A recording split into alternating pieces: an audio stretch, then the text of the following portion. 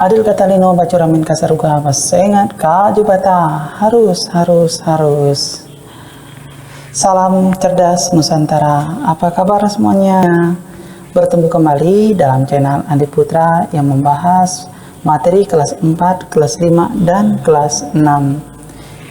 Pada video pembelajaran kita kali ini kita akan membahas tema 8. Lingkungan sahabat kita.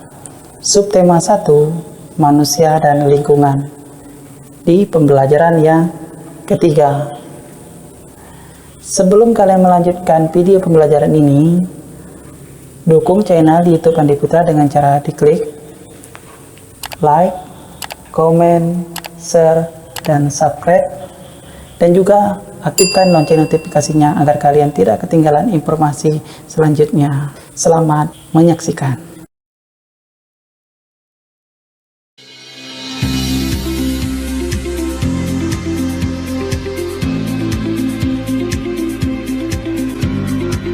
Pada pembelajaran kedua, kita akan mempelajari tentang yang pertama adalah mengidentifikasi peristiwa yang terdapat pada teks non-fiksi. Yang kedua, menulis peristiwa yang terdapat pada teks non-fiksi. Yang ketiga, mengidentifikasi keberagaman sosial budaya masyarakat Indonesia. Yang keempat, menjelaskan berbagai jenis kegiatan ekonomi masyarakat Indonesia dalam kegiatan pertanian, perkebunan, peternakan, perikanan, perhutanan, dan pertambangan. Menuliskan peristiwa yang terdapat pada teks non-fiksi bagian kedua. Dalam mencatat peristiwa, kita dapat memetakannya dengan membuat kolom-kolom paragraf atau peta pikiran. Berikut adalah contoh peristiwa dalam teks fenomena hujan es pada pembelajaran kedua. Peristiwa penting pada teks fenomena hujan es. Nomor 1. Apa ciri-ciri akan terjadinya peristiwa tersebut? Jawabannya adalah adanya angin darat kencang atau angin puting beliung. Nomor 2. Apa penyebab peristiwa tersebut terjadi? Jawabannya, uap air mengalami pendinginan ekstrim hingga menjadi butiran-butiran es. Nomor 3. Apa dampak yang dapat diakibatkan dari peristiwa tersebut? Rusaknya bangunan rumah, alat transportasi, dan sarana lainnya. Kita akan lihat teks mengenal rumah Honai. Honai merupakan salah satu rumah adat Papua, tepatnya suku Dani. Honai biasa ditemukan di lembah dan pegunungan tengah di Papua. Wilayah tersebut memiliki suhu udara yang sangat dingin, terutama puncak Jayawijaya yang berada di ketinggian 2.500 meter di atas permukaan laut. Paragraf kedua, rumah adat ini tidak terlalu tinggi. Tinggi bangunannya hanya mencapai 2,5 meter dengan lebar 2,5 meter. Desainnya sederhana, namun unik dan menarik. Dinding rumah Honai terbuat dari kayu, hanya diberi satu pintu tanpa jendela. Atapnya berbentuk kerucut dan terbuat dari jerami. Fungsinya untuk melindungi permukaan dinding dari air hujan, serta membatasi udara dingin yang masuk ke dalam rumah. Atap jerami dan dinding kayu Honai juga membuat udara di dalam rumah menjadi sejuk. Paragraf yang ketiga. Honai terbagi menjadi 2 lantai. Lantai pertama dalam kurung dasar berfungsi sebagai tempat untuk memasak, makan, dan berkumpul keluarga. Lantai kedua berfungsi sebagai tempat untuk beristirahat. Di dalam Honai hanya ada satu perapian yang terletak di tengah rumah. Perapian hanya dinyalakan pada saat suhu udara dingin. Meskipun agak berbahaya, namun perapian itu tetap dinyalakan di dalam rumah Honai. Honai juga tidak memiliki perabotan yang banyak. Honai tidak hanya digunakan sebagai tempat tinggal, tetapi juga digunakan untuk menyimpan umbi-umbian dan hasil ladang. Selain itu, ada pula yang digunakan secara khusus untuk pengasapan jasad tokoh suku sebagai proses pemurnian. Sumber ini diambil dari http goodnewsfromindonesia.id 2015 bulan 9 tanggal 7 mengenal rumah Honai suku Dani di Papua, diakses pada tanggal 1 Januari 2018 dengan penyesuaian. Kita lanjut dengan pertanyaan nomor 1. Buatlah tabel berisi daftar pernyataan yang terdapat pada halaman sebelumnya, beserta jawabannya sesuai dengan teks mengenal rumah Honai suku Dani di Papua. Nomor 2, tuliskan peristiwa-peristiwa berdasarkan hasil diskusimu ke dalam tabel seperti berikut. Jawaban nomor 1. Peristiwa penting pada teks mengenal rumah Honai suku Dani di Papua. Nomor 1. Apakah rumah Honai itu? Honai merupakan salah satu rumah adat Papua, tepatnya suku Dani. Honai biasa ditemukan di lembah dan pegunungan tengah di Papua. Nomor 2. Rumah Honai terbuat dari apa? Dinding rumah Honai terbuat dari kayu, hanya diberi satu pintu tanpa jendela. Atapnya berbentuk kerucut dan terbuat dari jerami. Nomor 3. Apa fungsi lantai pertama pada rumah Honai? Lantai pertama dalam kurung dasar berfungsi sebagai tempat untuk memasak, makan, dan berkumpul keluarga. Kita lanjut di jawaban nomor 2. Mengenal rumah Honai suku Dani di Papua. Honai merupakan salah satu rumah adat Papua, tepatnya suku Dani. Honai biasa ditemukan di lembah dan pegunungan tengah di Papua. Tinggi bangunannya hanya mencapai 2,5 meter dengan lebar 2,5 meter. Dinding rumah Honai terbuat dari kayu, hanya diberi satu pintu tanpa jendela. Atapnya berbentuk kerucut dan terbuat dari jerami. Honai terbagi menjadi 2 lantai. Lantai pertama atau dasarnya berfungsi sebagai tempat untuk memasak, makan, dan berkumpul keluarga. Lantai kedua berfungsi sebagai tempat untuk beristirahat. Kita lanjut materinya, keberagaman suku bangsa, rumah adat, dan tari tradisional di Indonesia. Masyarakat Indonesia terdiri dari berbagai suku bangsa yang tersebar di setiap daerah. Tiap pulau di Indonesia memiliki keberagaman seperti suku, rumah adat, dan tari tradisional. Hal ini yang membuat Indonesia menjadi bangsa yang kaya akan budaya. Kita akan melihat peta di bawah peta Indonesia.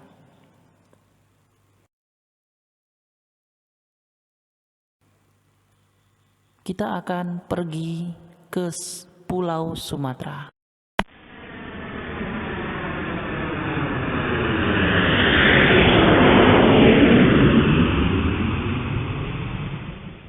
Iya, Pulau Sumatera.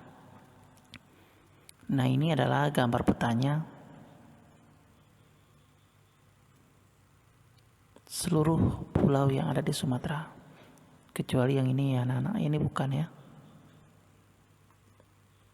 Kita lihat sukunya. Ada suku Aceh, Batak, Toba, Nias, dan Karo. Rumah adatnya, rumah gadang, dan rumah bolon. Kesenian daerahnya ada tari siudati, tari piring, dan tari totor. Kita lanjut ke Pulau Jawa.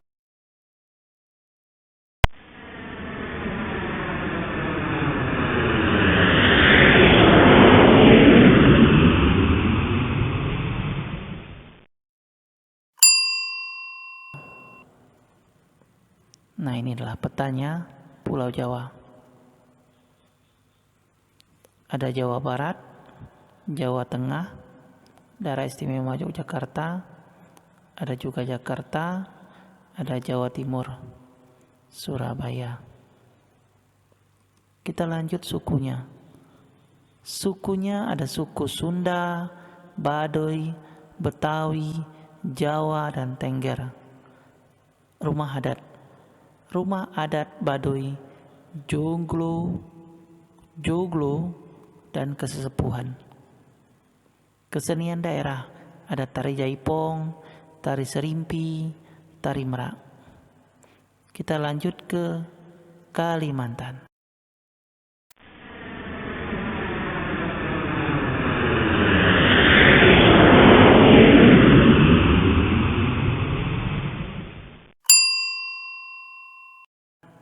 Pulau Kalimantan. Dan ini petanya Pulau Kalimantan. Kecuali yang ini dah Malaysia. Ada Brunei Darussalam di sini ya. Kita lihat sukunya. Suku Ngaju, Dayak, Banjar, Lawangan, dan Bulungan. Rumah adatnya rumah panjang, rumah betang, rumah banjar, rumah lamin. Kita lihat kesenian daerahnya. Kesenian daerahnya itu dari tari seri kuning, tari jepin, tari gung. Kita lanjut ke Pulau Sulawesi.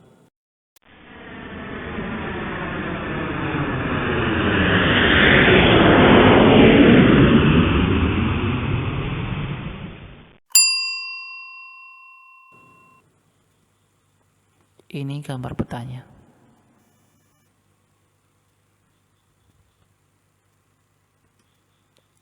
Sukunya Minahasa, Gorontalo, Mandar, Kaili, Bugis. Rumah adatnya ada Tongkonan, Souraja, Laikas, Bolang, Mongondo. Kesenian daerahnya ada tari Pajaga, tari Mahambak, dan tari Kipas. Kita lanjut ke Pulau Bali dan Nusa Tenggara.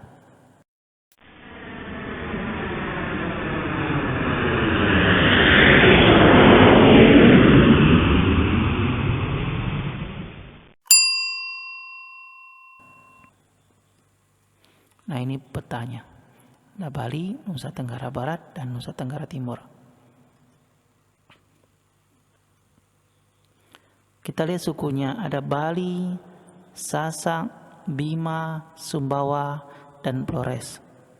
Rumah adat ada Gapura,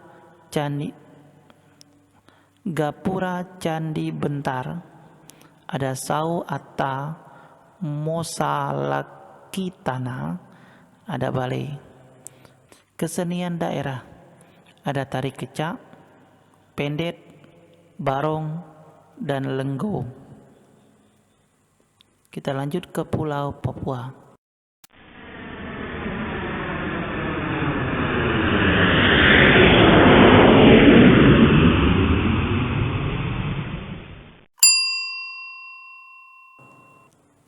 Ini adalah peta Pulau Papua. Kita lihat sukunya, ada Asmat, Dani, Korowai, Arguni, dan Bauzi.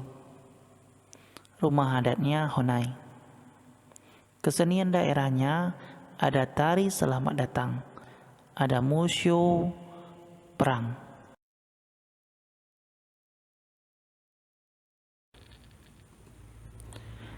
Materi keberagaman suku bangsa, rumah adat, dan tari tradisional di Indonesia diambil dari sumber ESPS IPS kelas 4 penerbit Erlangga tahun 2016. Jenis-jenis kegiatan ekonomi masyarakat Indonesia. Setiap wilayah memiliki sumber daya alam yang beragam. Sumber daya alam tersebut dimanfaatkan dalam berbagai kegiatan ekonomi, Berikut adalah contoh-contoh kegiatan ekonomi. Pertanian dan perkebunan nomor 1.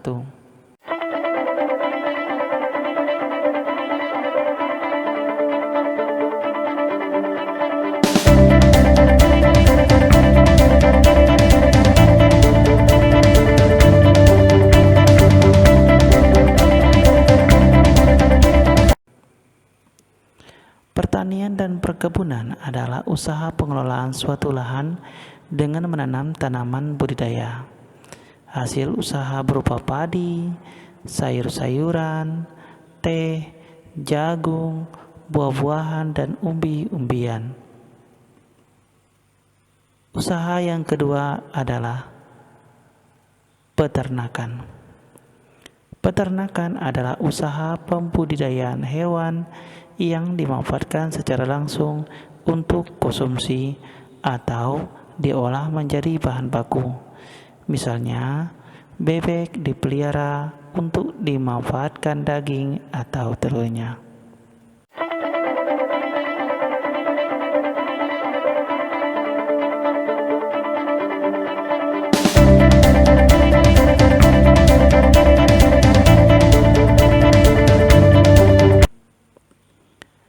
Usaha yang ketiga, perikanan. Perikanan adalah usaha penangkapan dan pembudidayaan berbagai jenis hewan perairan. Usaha perikanan dapat dilakukan di darat dan di laut. Pengelompokan usaha perikanan adalah sebagai berikut. A. Perikanan darat. B. Perikanan laut. Yang A. Perikanan darat.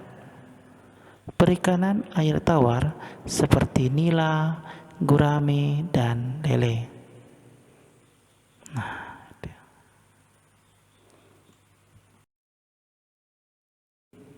Perikanan darat. Perikanan air payau seperti udang dan cumi-cumi.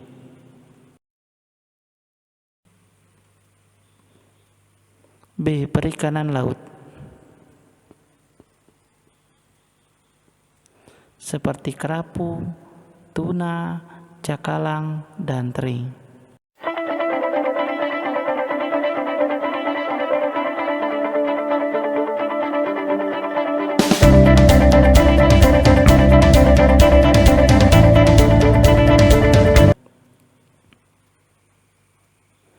Nomor 4, usaha yang keempat, perhutanan. Perhutanan adalah usaha pengelolaan sumber daya hutan untuk memenuhi kebutuhan manusia. Sumber daya alam yang dimanfaatkan dalam usaha perhutanan antara lain kayu jati, damar, dan rotan.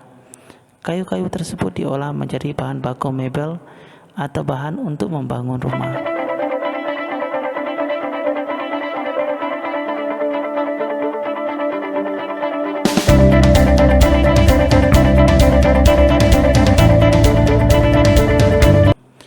Usaha yang kelima adalah pertambangan.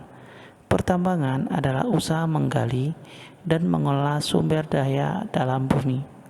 Hasil pertambangan dikelompokkan menjadi 3, yaitu A. Mineral logam.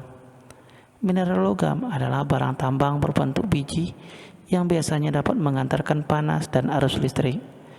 Contohnya emas, perak, aluminium, dan timah. Mineral logam diolah dan dimanfaatkan sebagai peralatan rumah tangga, alat elektronik, dan perhiasan.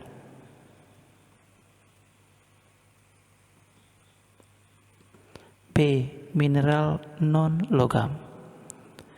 Mineral non-logam adalah barang tambang yang biasanya tidak dapat mengantarkan panas dan listrik. Contohnya batu kapur, belerang, dan pasir. Barang non-logam biasanya dimanfaatkan sebagai bahan bangunan. C. Sumber energi. Hasil pertambangan yang dapat menghasilkan energi dan bermanfaat bagi kehidupan manusia. Contohnya minyak bumi, Sumber energi biasanya dimanfaatkan sebagai bahan bakar kendaraan.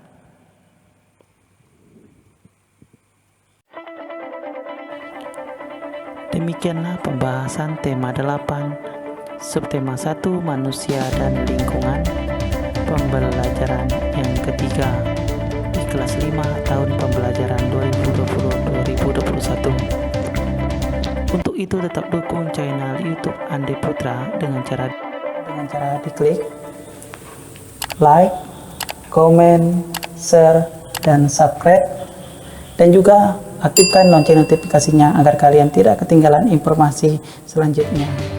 Bagi yang sudah subscribe channel YouTube Andi Putra, kami ucapkan terima kasih banyak. Semoga Tuhan selalu menyertai kita semua. Adil Katalino Bacuramin Kasaruga Basengat dan Jibatan. Harus. Oke, bye-bye.